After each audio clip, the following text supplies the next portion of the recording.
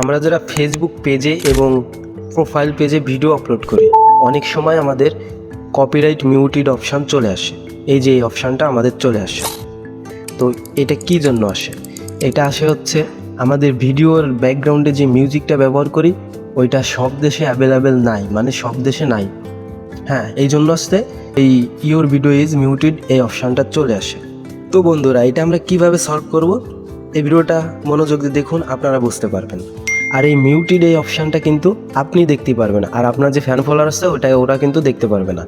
এখানে কি বলছে, only you see can this message, মানে কি, মানে শুধু আপনি দেখতে পারবেন। ওকে, তো এটা সলভ করার জন্য আমরা এটার উপর ক্লিক করব। তো এইটার উপর ক্লিক করার পর দেখুন 3টা অপশান এসেছে।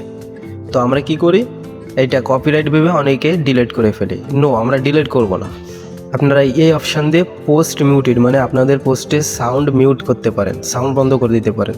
তো আমরা এটাও করব না, আমরা এই যে মাঝেরটা দেব রিস্টোর অডিও, এইটা সিলেক্ট করে দেওয়ার পর এরকম ইন্টারফেস শো হবে। তারপর আপনারা আবার রিস্টোর অডিও এটার উপর ক্লিক করে দেবেন। তো আবারও রিস্টোর অডিওর নিচে এই যে এটার উপর ক্লিক করে দিবেন।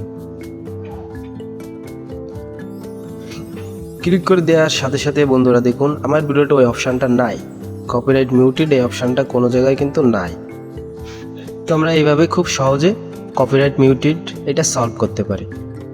এটা মারাত্মক কোনো কিছু না, শুধু সাউন্ডের সমস্যা, বিভিন্ন দেশে অ্যাভেলেবেল না। ফেসবুক ইউটিউব বিষয়ে নতুন কিছু শিখতে আমার চ্যানেলটা সাবস্ক্রাইব করে রাখবেন, যেন আপডেট ভিডিও আপনাদের সামনে সবার আগে চলে যায়। তো ভিডিও ছিল এই পর্যন্ত, ভালো লাগলে একটা লাইক করবেন। সবাই ভালো থাকবেন, সুস্থ থাকবেন। বিদায় নিচ্ছি আমি আশরাফুল।